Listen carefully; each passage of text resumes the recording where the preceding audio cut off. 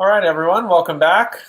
This is our early 1 p.m. session with Robert Smith of Scale to 1 Million about the unique value proposition. Very excited for this session, of course. And I hope you've had the chance to either snag a snack. This is around the lunch hour, so either have a full meal or sit down and enjoy this session. So please, as always, leave comments and questions in the live chat. If you're watching on our site, you can go to either our Facebook page or YouTube channel and add some comments, and we'll get to them probably in the middle or at the end of this presentation. So for now, I'm going to step away, and I'm going to turn this over to you, Robert. Hey, thanks, Morgan. I appreciate it, and thank you for having me at Longmont Startup Week. And welcome to everybody that's online. This is great. Last year it was really interesting. Last year we were in the firehouse. And obviously, this year we're in the doghouse. No, I'm just kidding. I figured, one of the things about learning, especially learning online, is we got to have a little bit of fun and enjoy ourselves. And, so what I want you to do is I want you to sit back a little bit and eat your lunch. I have my coffee. I want to make sure if you need coffee right now, go get it. And we'll get started. One of the things that, we're Scale to Million, we're a proven program for small business owners, and we're created by small business owners. And, one of the things that we looked at, and I looked at our program this year, and we talked about disruptive stuff. Everything around here is around disruptive. And, the things that, I like to do the most of is mastering the art of disruptive market. I mean, that's what I do. That's what I've done for 3 decades. And it's something that we look at when we talk about the unique value proposition and building something. We need to have a baseline or a conversation of where it's going to sit in. So I thought I would share with you up front kind of like where that is, and so that you understand what disruptive marketing is, so you'll know how the value proposition actually works. So, disruptive marketing, it's truly a strategic paradigm that's been around for a while, and a lot of people talk about it, but there's a lot of ways to do it. And I'm going to show you a couple areas that I think is really important, but I define it as all marketing activities. That word all, that's everything, that cut through all the noise, because we're in the over communication age. We live in it. Would you not agree that there's a lot of noise going out there? And your prospects and customers have to experience a positive and powerful, memorable impact, meaning that whenever it is that you connect with them, their eyebrows have to go up, and we call it the wow experience. And so today, I want everybody here to get what the wow experience is going to be for yourself through the unique value proposition. In order for me to talk about it, I need for you to understand, like what I said, this is a baseline, and we call it the 3 areas of disruption. And those are the 3 areas in your business where, you acquire new customers. And I'm sure all of you want more customers. Then we actually work on the frequency of purchase, and we want to disrupt that. So, how do we get notice in that and getting people to buy more of what it is? And then our pricing structures, and actually, how do we do that, from a disruption side? And what I'm going to be doing is primarily, when we look at we call this the financial fusion formula, because it's the baseline of where the unique value proposition lives. And it lives in increasing the total number of customers, meaning that we've got to find a way to be able to get noticed. And then the same thing as I mentioned before, but if you multiply those 3 areas together, they will actually equal your gross revenues. And I want to talk to you about, from the financial fusion formula, if you notice on your left, the very top one is unique value proposition, because it comes from, a lot of people say, well, Robert, we have the financial fusion formula is named as such because we actually managed to fuse marketing and finance. And we're giving you a very simple formula to follow, so that all the things to acquire new customers is unique value proposition, the magic story, and online marketing, a website, and those type of things. And the same thing when you look at frequency of purchase, and then the pricing dynamics. But if we look at unique value proposition into itself, we look at it from a standpoint of saying, okay, great. So what is it? And now I know what a lot of you are already saying. Robert, we've looked at this up online. We know what it is and that type of thing, which is great. But what I'm going to do today here with you in the 50 minutes that we have here together is I'm going to show you actually how to build one, as opposed to talking about what one is, which we have to do so that everybody on this call can understand it. But it's like I want to walk you through actually how it works as well, so that you can build one. So make sure that you have like make sure you take notes, because this is the time to take notes. And and I'm sure that I'm sure these slides will be available for you later. You'd have to ask Morgan. So, but we defined a unique value proposition. You can catapult any small business into greatness over your competition virtually overnight. And I'm going to show you a way that's going to drive your competitors crazy. Have you ever wanted something that you look at what your competition is doing, and aside from them, they might be your friends, but aside from that, it's like, wouldn't you like to have something that when they look at you, they go, good, how are they doing that? Like, how could they guarantee something like that? How could they offer something like that? And that's what every small business needs. That's actually why every small business needs a unique value proposition. And it's got to be something that actually will drive your business forward. So it's one of the most powerful tools we have. I've been building unique value propositions for years. And but I looked at it from the standpoint, but what's going to be really valuable to you today? And I figured, well, what if I showed you how to build one? And I thought that might be valuable, because it's not really just what the value proposition is. It's the psychology underneath it. So we're going to talk a little bit about that. And that's actually how people think. It's like, you don't want to crawl into my mind, I promise you, because, the way that I think about business is very, very different than a lot of people. But I look at it from a standpoint that always, what leverage points do we have in order as a small business owner that we can actually compete in the marketplace? And I'm not talking about competing against big business like Walmart and those types. I'm talking about competing in your local markets. And that's where you can be highly successful, even in this particular interesting times that we're living in right now. So there's 4 areas that we look at in the value proposition. I'm going to go through all these 4 areas. And each time I'm going to go and we're going to talk about how to build those, like what goes into that. And then I'm going to give you lots of examples and a few stories in order for you to understand actually how these tie in together. So number 1 is we got to distinguish ourselves from the competition, meaning that you have to be the very number 1 person that comes to mind, and people kind of go, wow, nobody in that industry does that. And I'm going to give you some examples of what that looks like and how you build it. Then you have to fulfill an industry gap. And what if an industry gap is? I'm going to go through this idea, and I'm going to probably say this 2 or 3 times here today. And that is that, there's something going on in your industry that's commonplace that everybody knows about, and it's creating pain for your customers, all of them.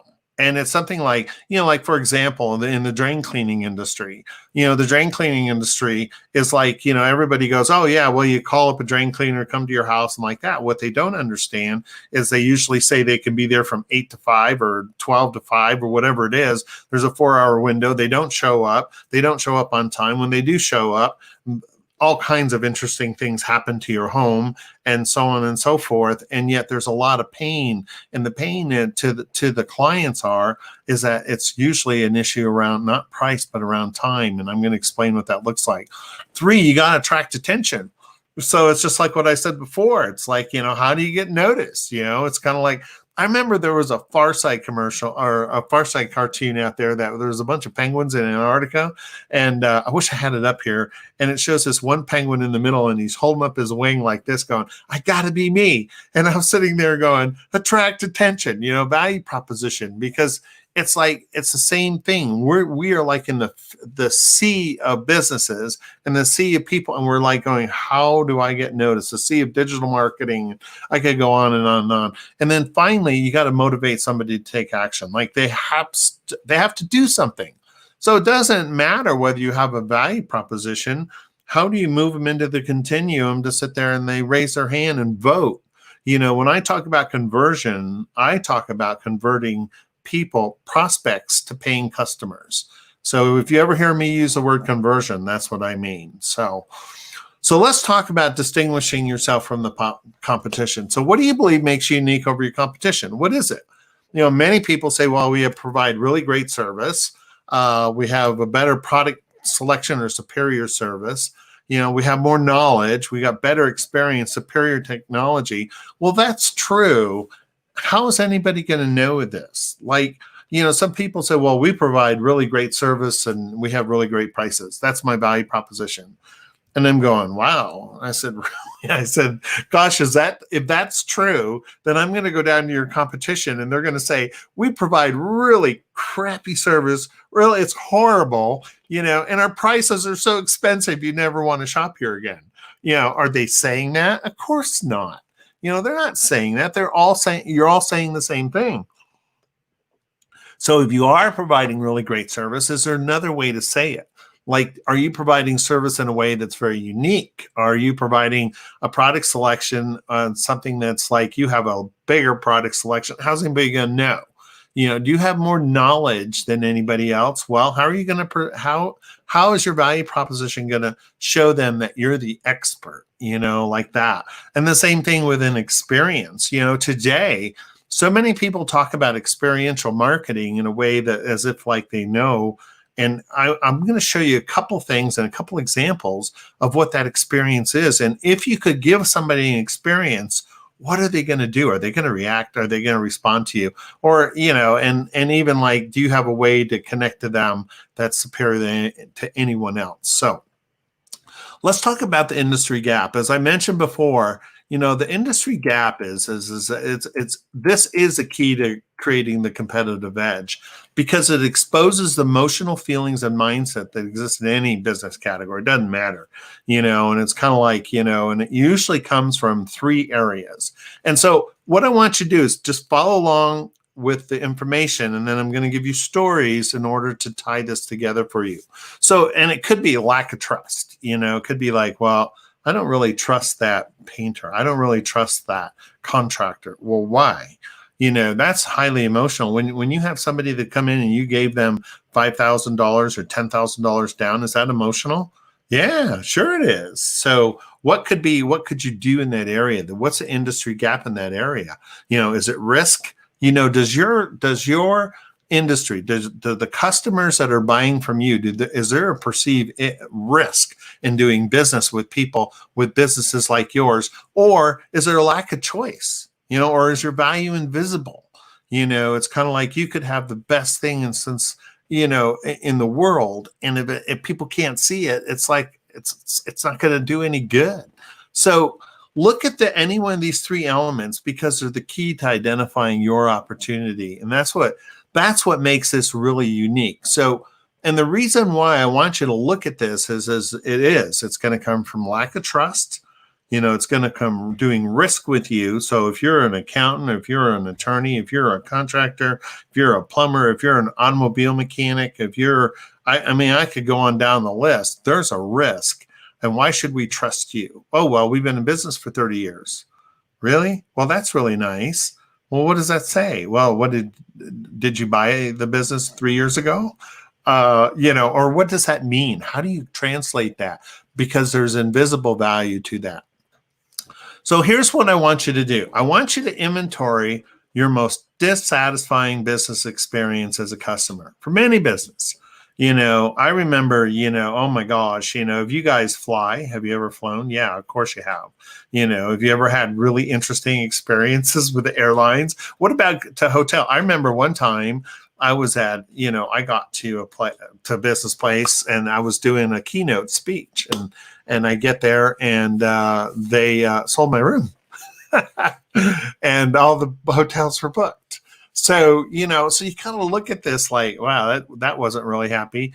I remember paying a contractor once. I paid him like $5,000 to pour a garage floor, and it took weeks and weeks and weeks. It was to the point I wanted to put him in with the concrete, one of those movies, we used to see, how they used to build buildings with, never mind, I won't go there. So one of the things I want you to do is, if you're going to like inventory your most dissatisfying business experience, how did that make you feel? Because remember, people make buying decisions based on emotions first, and then they justify it with logic second. I had a guy one time, I was in Kansas City and doing a program, and I made that statement, and he raised his hand. He says, I disagree. And I said, oh, okay, great. Well, everybody has a different way of doing things. So how do you manage this? And he goes, well, it's not about how I feel. He goes, I make choices based on logic. I don't do feeling first. I was going, really? So you buy everything based on feeling or based on logic? And he goes, yeah, absolutely. He says, it's always logical. I'm an attorney. He says, I've been an attorney for 30 years. And I said, great, that's wonderful. And, he's about 60 some years old and so on and so forth. And I said, by the way, I said, I have a question for you. I said, what kind of car do you drive? He said, a Corvette. I said, and he goes, it's a convertible. I said, oh, it's probably red too, huh? And so I think you get my point. It's how people feel. When they go up to an automobile mechanic, if you're a woman that goes to an automobile mechanic, do you feel confident? Do you feel trust? Do you feel like you can trust that automobile mechanic? And chances are you might not. And I'm going to give you a story about somebody who did something really extraordinary around that. And then what opinion did you form about that business, based on that? Now, so now you're taking your notes and you're doing this, I assume. And so now I want you to identify your most satisfying business experience as a customer from any business. So I want you to tell you another story I had, something very similar to the airline story. Well, like I said, I hope you have your coffee. It's 1:00. It's after lunch. Good. You want to take a nap, but you can't right now. Not in my session. You can take a nap in Philip Pelto's session, which is next. But no, don't, please. I want you to watch Philip. Anyways, he's amazing. I went to San Diego, and they had given away my room, and the woman says, well, I'm sorry, we're totally booked. There isn't anything we can do. And I was sitting there going, wow, that's really a bummer because I'm the keynote speaker for tomorrow. I said, where am I supposed to stay? And she goes, I'm not sure. And she goes, but all the hotels are booked. We checked. And I said, wow. I said, I suppose I can go to the YMCA, or I could go sleep in my car. I said, or I could drive 100 miles or wherever up to LA and stay there and then come back in the morning in all the traffic. I really didn't want to because I was an early morning speaker. I was an opening speaker for the conference. And then this other woman says, well, just a minute. And she turned around and she looked at me and she goes, here, Mr. Smith, here's a key. And I said, oh, wow, you got a room. Thank you. It was wonderful. So here's what happened. So I go up and I put my little key thing in the deal in the door, and I opened it up, and it opened up into this like 3,000 square. It was like the presidential suite. It was like, it was looking over the harbor and everything like this. I'm the only one there. You could put 10 families in this place. And I was like going, oh my gosh. Well, how did that make me feel? Did it make you feel happy, complete, cared for? These are things that are really, really important because these are areas based on emotions that you really need to capture relative to your particular business. Now, which one of these are going unfulfilled within your industry that you might want to see in your business? I'm going to give you a list of things that you might want to see that you can attach this emotional piece to. And I just want you to list it. Don't worry about it relative to whether it's going to necessarily exactly how it's going to work, but just follow the bouncing ball, as they say, So, is it going to be a bigger selection of products or services? We talked about that earlier. Maybe in your industry, they only provide 2 or 3 things. Maybe it's like, going to Home Depot anymore.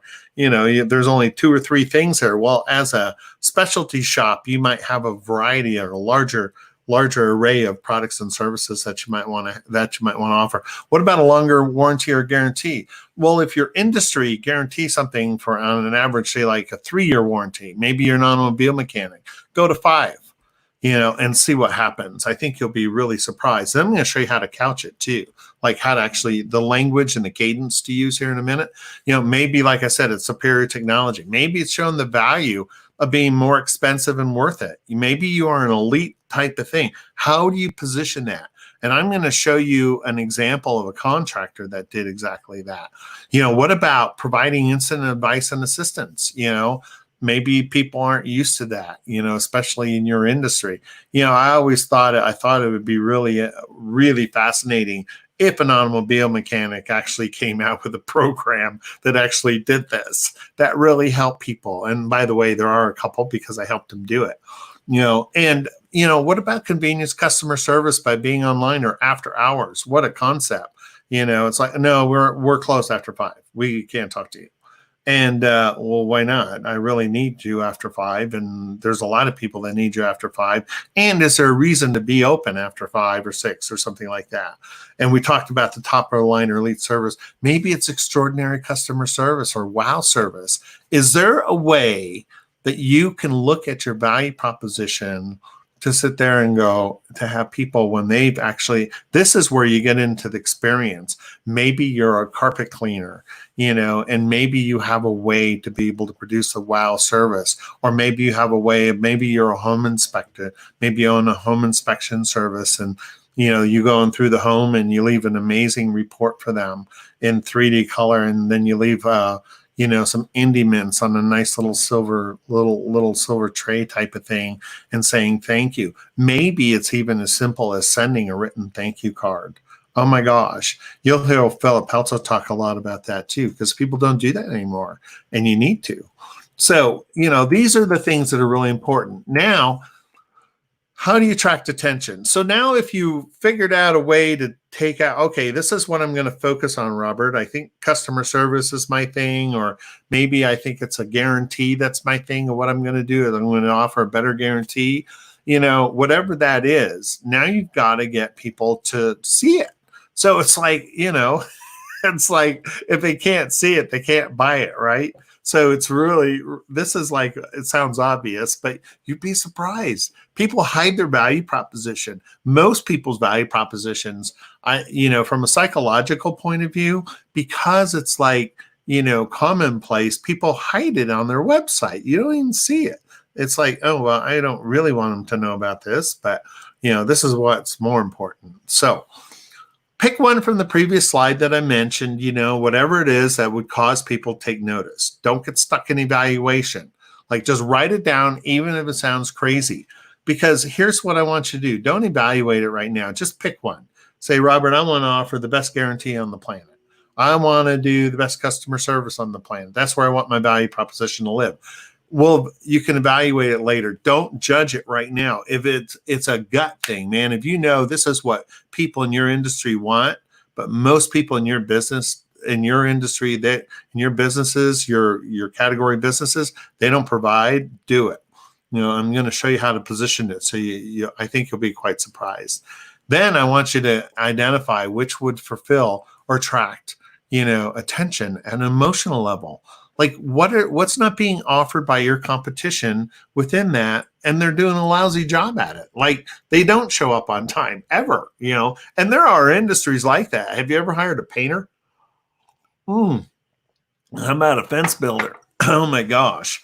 And the same thing. And I could go on and on down the list. In all industry, there's lousy service, but in today's world, that is one of your opportunities to be highly competitive. And that's what actually makes it fun. So write down whatever it is that you need to have the hot button. And here's a hot button. It might be samples. It might be out of the box offers. It might be offer more than anyone expect and then offer more. And then the way you package your products or services, or maybe you got a big promise that nobody else has, and it's just something that you're going to come to the table.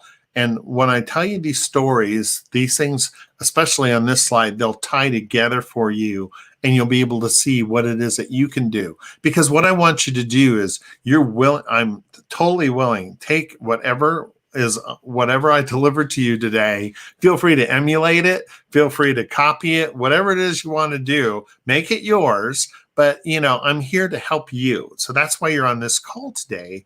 And because I want to give you the best of the best. So 4 is I want you to motivate somebody to take action. I talked about that before, it's kind of like, you can think about this all you want. You can put this out there, but if you don't motivate somebody to say, wow, I'm going to move, I'm going to do business with you, then all of that work isn't going to, nothing's going to happen. So the only way I can show this to you is give you real examples of actual unique value propositions from our private files. And I'm giving it to you in a general type of form because some of our clients are still, we keep things private. So there's a lawnmower repair service. This is one of the people go, oh, well, Robert, you work with really larger SMBs and things like this. I said, we work with everyone, especially small businesses, micro businesses. It's fine. That's our specialty, So we had this lawnmower repair service, and he was in one of my programs, and we're going through exactly what it is I just took you through on the slides. It's just a longer program. It's just more of a, it's more of a 3 or 4 hour program. And we get down into the, the really nuts and bolts of things. And at the end, we present what the unique value propositions are. And there's this guy in the front row, and and he was we were out in rural America, and he was in his, his overalls. And he brought his little spittoon with him, and he had his hat, his tractor hat. And I was sitting there going, I wonder why he's here. Anyways, he raised his hand, and he said his name was Mel.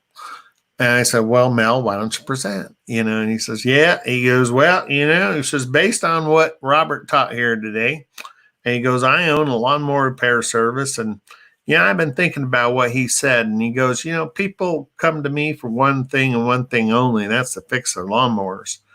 And I was going, okay. And he says, so I thought this might be a great way to do it. He says, what if I did this? He says, if it doesn't start on the first pull, the tune-up's on us.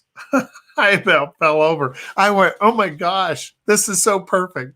And I said, Mel, really? He goes, yep. And I said, wow. I said, you can do this?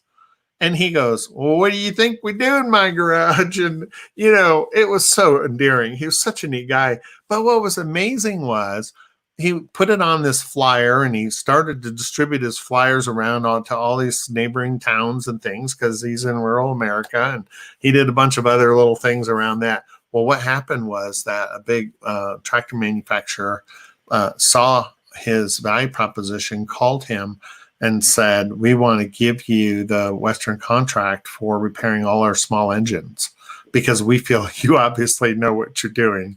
And so that's and it catapulted, obviously his business grew, and he ended up selling it. And that's what I heard. So what about a CPA? Boy, most people think certified public accountant. Boy, they're really exciting. So what could they possibly offer? Well, pay your taxes, Well, here's one that we actually did this for. And we looked at what the industry gap was, and the industry gap was really trust. Was, wow, I really don't know you as a CPA. So he came out with, if your tax return is not prepared properly, we'll pay any differences, fines, penalties, and prepare your next year's return on us. Now think about that. Is that a good deal? Yes, it is. And this guy actually had he started off with himself, 3 CPAs and a couple assistants, and then he ended up being purchased by a regional firm, and then that got purchased, and that's actually what they used in order to accelerate themselves. So what about if you're a chiropractor? What's the industry gap on a chiropractor? Think about it. It's usually just the same thing with doctors. It's usually time. They're never on time. They're always late. It's like, why should I be late? I got here on time. So here's what this chiropractor did. He said, if you're on time to your appointment, I promise to be on my time to your appointment, or the entire visit is on me. That made such a huge difference. Oh my gosh, this actually doubled his business. And if you think about that, about how powerful what I just said, why would that be? Because most people's most precious commodity today is time. It's not money, it's time. So it's like when you compromise somebody's time, look at that. That might be where your industry gap is managing time. That's what the drain cleaner did. They managed time, and I'll tell you how that worked in a minute. What about a contractor? I'm going to give you the name. I'll give you this business right now. Here's a business. There's actually a client of ours. Look at this. This is on his website. on his home page, when you first hit his home page, we'll complete your project on time and on budget, or we'll pay the difference. Now think about that. Oh my gosh. Now you're thinking about hiring a remodeler. Why would you select anybody else? Now here's what's interesting, and I want you guys to get this principle. This is really, really important, and listen carefully. If somebody was dissatisfied with your business, if you did something, provided a service or product, wouldn't you do everything in the world to make that okay? Like make them happy? Wouldn't you do that? Absolutely you would. And so, so why do it on the back end when you can put it on the front end? Because you're going to do it anyways. You're going to make them delighted. And imagine if you put the delight factor on the front end of your offer rather than the back end, like waiting for a problem. This way you put yourself out there above your competition. By the way, this drives his competitors crazy because they don't understand how he does it. They're going, how can you put a guarantee like that out? You don't even know what the project costs. You don't even know what it's going to be. It doesn't matter. The point is, if it's not done like anyways properly, he's going to make up for it. He's going to make it right. And so will you, because that's who you are as a small business owner. So here's a doctor, we're open till 12 at night and on weekends to help you keep your children well and healthy. When the kids get sick, do they get sick from 8 to 5? No, So here it is from a time side. And that's where this value proposition came in. What about a furniture store? Those of you, when you go and shop at a furniture store, what's usually the biggest conversation that you have? The biggest conversation is, okay, you pick out a nice color and it looks cool and all this. And then you sit there and you go, wow, is it going to look right? Is this really the right color? Is this the right size? Is it, we go through all of that. So here's a furniture store that did this. It says, take your furniture home with you today and try it out for 30 days. If for any reason you're not absolutely delighted, simply return them to your store. If you like the furniture, we'll simply charge your card and say thank you. Now think about this. If you're a consumer, if you're a customer and you walk into your furniture store, is this a good deal? Absolutely. Oh my gosh. You're like going, wow, we get to try it out for 30 days in our house. Now, if you're the business, okay, so that's great for us, right? So we did that. We got home and, oh, wow, it's really cool. Or it doesn't look right. But if you're the business owner, what's going through your mind right now? You're judging this. I know you are. You're sitting there going, oh my God, kids and dogs, and they're going to spill Coke on it. And they're going to do all kinds of things. I can't do this for 30 days. Wow. This is what we learned. Only 0.5% did we have any problems with any clients from this. And this actually, I think it was like a 3x growth, from just putting this thing out there like this, because they realized that most people are honest and most people are ethical. You're always going to have the interesting ones, but don't focus on the interesting one. Focus on your market. Focus on what's going to move them emotionally. So here's another one. So here's an automotive repair shop. So we'll come to your home or your business and pick your vehicle, provide you a loaner car, and return yours when repairs are complete. We'll also wash and detail your car at no cost to you. Now, is that a good deal? I would hope so, because one of the problems with automobile repair is what? You either have to wait for it, or you got to get a ride home, or you got to get a ride to work, or whatever it is that you're doing. And that doesn't work as well. And imagine having a loaner car. This actually, I think it tripled this guy's business.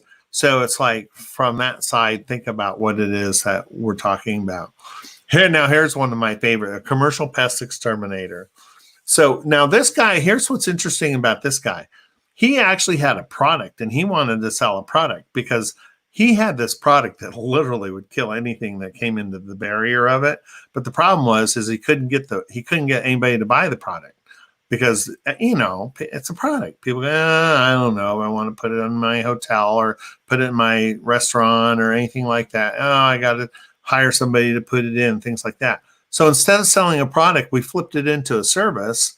And then we put a value proposition on it. Now look at this. You don't know one penny until all pests have been eradicated. If you're ever dissatisfied with our services, you'll receive a refund for up to 12 months of the company's services, plus fees for another exterminator of your choice for the next year. If a guest spots a pest on your premises, we will pay for the guest's meal or room, send a letter of apology, and pay for a future meal or stay. If your facility is closed down due to the presence of roaches or rodents, we'll pay any fines as well as all lost profits, plus $5,000. Now, is that really like an awesome, amazing? Yeah, this catapulted his business all over the East Coast. And the point was that it was, and he knew his product worked. And so he turned it into a service, then offered this amazing guarantee. And then all kinds of people adopted it. So now it's time to create your own unique value proposition. So one of the things that you can do for your homework is it's like, yes, there's a little bit of homework involved when you leave these courses. And a lot of times people kind of go, well, yeah, that was an interesting course, but yeah, I really don't have a lot to do. Everybody on this call, if you don't have a value proposition, everybody on this call, I implore you to actually, take your time to build one. Take your time and use the process that I just showed you of how to build one. And once you build them, go out to my profile on Startup Long Mountain Week and email me your unique value proposition, and I'll take a look at it. I promise you. And I'll get back to you about if you need a little bit of help. I'll just do it because I want to help. Because I think that this is one of the things that a small business can really use as a competitive edge. This is the one area that small businesses can shine, because you can do things that big businesses can't do. They have too many people and too many moving parts, to manage. You can manage this and you can make this thing really, really rock. And I think that one of the things that you want to be able to look at in your own business is saying, wow, what makes us highly unique? What is it that we offer that nobody else is offering right now? And from a psychological point of view, what are we doing? What are we providing? That what if we were to take that what I talked about, remember that value proposition? What instead of putting it on the back end and making okay, we'll refund your money like that. That makes you feel really good, doesn't it, as a customer? All right, fine. Here's your money back. Don't ever shop here again, like that. What if you flip that around and put it on the front end and actually made people like something was really important? I actually have a client, and this is really interesting, who owned a boutique and up on the northeast side of the country in New Hampshire. And she actually guaranteed all of her products for an entire year. Now, think about what I just said. You own a boutique shop, specialty shop. They buy some widget thing from you. And, and they bring it home. And you're thinking in your mind, Robert, are you kidding me? For a whole year, they can bring it back? Absolutely. What's with these 30-day terms? Oh, no, it's 32 days. You don't get your money back. Wow, gee, that's really like a way to create connection, an emotional connection. It is an emotional connection. Bye. So, if you think about that, and so what she did, it absolutely, that word got around about her value proposition. Everybody heard about it, and she was selling some pretty expensive things too on top of it. And nobody ever brought anything back. And here's why. There is a psychological moral value that says, man, if I keep this thing there's like a pressure that after a certain period of time, and there's nothing wrong with it, most people aren't going to bring this thing back. And I'll be honest, I think there was one person, if I recall, but somehow that got taken care of. So she really didn't have to honor the guarantee, but they didn't want her to, but they wanted to exchange it for another piece of art thing that she did. So, in all full transparency, that's what happened. But think about that. Just over a whole year worth of business, what could you possibly do and what could you provide? So here's the thing so that's why I want you to look at your business, and whether you're a lawyer, whether you're an architect, whether you're an engineer. I have engineers using this. I got some great products for engineers through. It's totally outrageous. I've got contractors. I've got drain cleaners and plumbers and candlestick makers and food people and all kinds of things that, manufacturers that use this particular principle in disruption. Because remember when we talked about at the very beginning, this is all about disruption. That's what Longmont Startup Week is supposed to be about. If you want to disrupt your particular market, your local market, come out with a unique value proposition that's really a disruptor. So and then plug it into that first box I was talking about in the acquisition side, and then move on to building the rest of it. So the action plan. So you need an action plan to use your unique value proposition. So here's where you put it. You put it on your website, use it with your direct mail, use on online ads, place it on all your sales tools. So, look at it from a standpoint, put it everywhere. And why wouldn't you? You saw it like on Winds of Change, it was right center. And by the way, that grew his business over 400% in 2.5 years, if you're wondering. Print on your business cards, every business card you have a unique value proposition on it. Add it to your intro on your podcast. So, place it on all your blogs, wherever it is that this is going. You want people to know, because you want one thing to happen. Don't you want people's eyebrows to go, wow, that's really amazing. That's cool. Put it on your signs, and, if you have a delivery, or if you're an internet business, put it on all of your online assets, so that people can see and what you stand for. So on the right-hand side, make sure that you put everything on your action plan, whatever it is. Maybe you only use 3 or 4 of these, which is totally fine. Maybe it's only 1. Maybe you only put it on your website. That's fine too. But use it in a way that's going to make a difference for your particular business.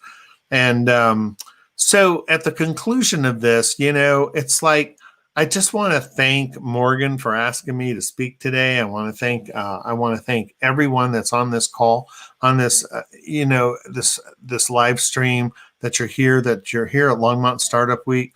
And I just want to wish you the best of success, because, and I also want to thank you for your time and attention today, because time and attention in life is not a requirement. It's a contribution. And I appreciate, and I really value your time that you took, to sit and listen to me. And I hope that I was able to bring you a few good ideas that you might be able to use in your business, so that you can grow at the next level that you need to. So I'm concluded, Morgan. And if there's any questions that you might have, let me know. Awesome. Well, thank you, Robert. Certainly, there was a comment earlier in the stream from Fawn that in all caps says, "I love you, Robert Smith. Thanks for your amazing wisdom and energy." And I think all of us are feeling the energy of this presentation. So thank you. Oh, well, thanks. If there's any questions, please do drop them in our YouTube feed and our Facebook. I think the main thing that that was on my mind is, I was listening to this. What about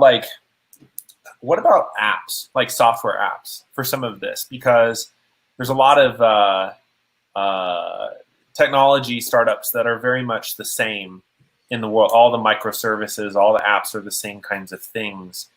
How do you see some of the unique value proposition applying to some of those software apps? Or is it's maybe not the app itself, maybe it's more like customer service or something adjacent to it? I figured I'd just let you riff on that a little. Yeah, well, thanks, Morgan. That's a great question. And here's one of the issues. There's a million apps, right? And it's kind of like, and you go, oh my gosh, which one do I pick? And what's interesting is it really comes down to, how do you create the distinction of your app over everybody else's?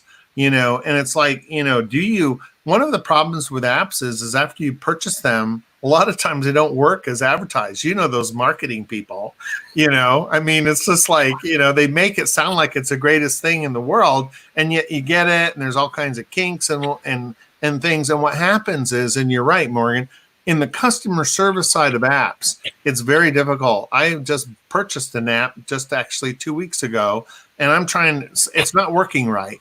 And I cannot get a hold of the company. I can only use their customer services by email only.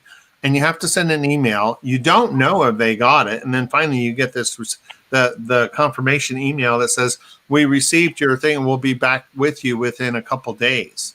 What does that mean? A couple days? I just bought this.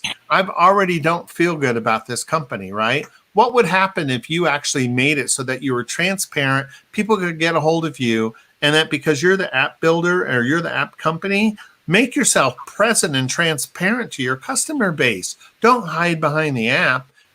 Be in front, because so many of these app developers and software companies, they make it almost difficult to do business with them. And then you don't know who you're doing business with anyways. And you're like going, they're like a bunch of, it's like I'm doing business with a robotic. In fact, this one woman, when she responded to me, I said, wow, I thought you were AI, and she goes, I am not AI. I'm actually a human being. And that's what she put in her email. It was really funny. And I sat there and went, wow, wouldn't it have been nice if I actually knew there was a human being that actually worked for the company? I mean, it's so interesting, because in the unique value proposition, what would happen if you actually put out a value proposition is that, we trust that we trust you, and we want you to trust us. And for that reason, we're available 24/7. We have people that will actually help you work through any of your problems. And there could be about 6 different other things that you could do with that. Morgan, it's something I'm going to think about and get back to you on that too, because that's a great question. And it's a big problem too. And it could be a great place for one of these technology companies that are on this call. Yeah. Oh my gosh, there's such a huge opportunity for this. That'd be really fun to work on. Definitely. All right, we have a question from Fawn that asks, what if you're, there's a couple comments here. So what if you're a podcast and you don't really have customers yet? More of a social movement focused podcast. They're telling stories and sharing the good word. How would you craft or have a value proposition? How does that work, or does it work? Well, that's really a good question. It's probably what the podcast is about too. And it's probably more about getting into your audience and looking at it from your audience's point of view. Remember, the number one rule in marketing is actually make sure that you design everything from your customer's point of view, right?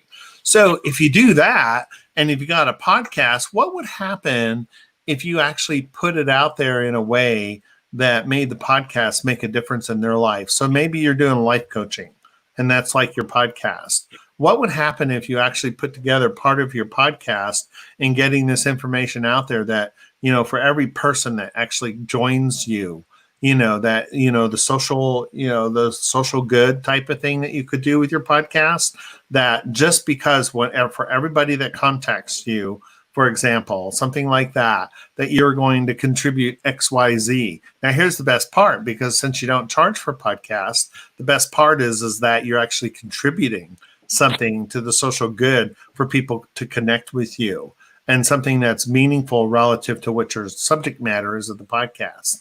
Now, that's a kind of a unique way of how to do it. It's not necessarily a value proposition, but it's something that might give you a different way about how to position your podcast over everybody else as well. Because most people, I do, and I know a lot of people, pay attention to brands that are actually doing social good stuff. I mean, it's really, really important. And if you were doing that and you actually took on that financial side of that for, to help whatever ecosystem that you're playing in, that could be a huge difference for you. And people will notice too. They really will, because people want to see that happening. I don't know if that answers your question, Pam, but that's what I got. That's awesome. Sweet. Well, thank you. Any final? She says, or they say, oh my God, yes. So I think hit the nail on the head on that one. Any final thoughts before we conclude this stream? We'll see if anybody comments. Robert, do you have anything else to add? No, I don't. I just want everybody on this call just to realize that, everything that you're doing and the way you look at your business and your business launch, and many of you have already launched, and some of you have been, just starting, and some of you have been around for maybe a year or two. Just always remember, whatever you do, in your marketing, make it exciting, make it fun, make people, design all of your marketing, because the value proposition is designed, as you saw, design it around your customers. Like, make it so that people kind of go, oh my gosh, this is a good company. I want to do business with them because they're authentic, and that's one of the things we talk about in Magic Story. It's something that's really important. It's that these are authentic people. I love doing business with people that are real and they're nice to me. That's another thing. Kindness and niceness in business is huge. When was the last time you went shopping and then just kind of went, oh my gosh, really? Like, these people really want me to come back, or something that happened online, the same thing. Kindness goes a long ways. And if I can express anything in marketing, if you're going to be doing something in today's world, in 2020, the true success is going to be the ones that know how to build powerful relationships with people. It's not about transactions. It's about relationships. The transactional world goes that way. This is about building long-term relationships, and you do that with emotions and feelings. That's why the value proposition is so important. Once you've captured somebody, then you've got a whole continuum about how to take really good care of them and actually how to make them feel good that they're doing business with you, and make them feel like they value, make them feel like they count. And the person you're going to hear from next, Philip Pelto, he talks so much about, the handwritten thank you cards and things like that so many people don't do that it's such a unique, cool thing to get anymore in the mail, that it was actually, and I'm not talking about the kind that are written by a computer. That's something that you actually wrote and said thank you in a way that was meaningful. That is so unique into itself, and it's so disruptive. It really is. It's disruptive in today's age of marketing. And so, I wish everybody here on the call good luck. One question just came in. Oh, yeah, sure. From, I will say, my favorite user of the week so far, the Bat Phone. Bat Phone is asking. Bat Phone. What a great name. I love it. How do you distinguish between a venture and a Vulture Accelerator group? I'm not going to touch that one. That sounds very dangerous. There's too many people on this call, but yeah, just go with your gut and check them out, and just make sure that they're good people, and ask other people that they funded how they're doing. And that's usually the best way to tell of a good venture group or a good angel group, is ask for some of their other businesses that they funded. Go and talk with their owners and their CEOs and see how they're doing and how long they've been with them. And, typically after a year, they'll probably give you a good indicator, not you being a year, but the person that you've actually talking to, how they're treating them, how it's going, their ownership. Is it really working the way that they said it was going to work on the front end? Is it working now? And that type of thing, and ask those type of questions. I don't know if that helps, but it's a great question. It really is. A great stab. All right. Well, thank you again so much, Robert, with Scale to 1 Million. And we'll be back in just a few minutes with Phil Pelto. So thank you all. And thank you, Robert. Okay. Thanks, Morgan. Bye for now.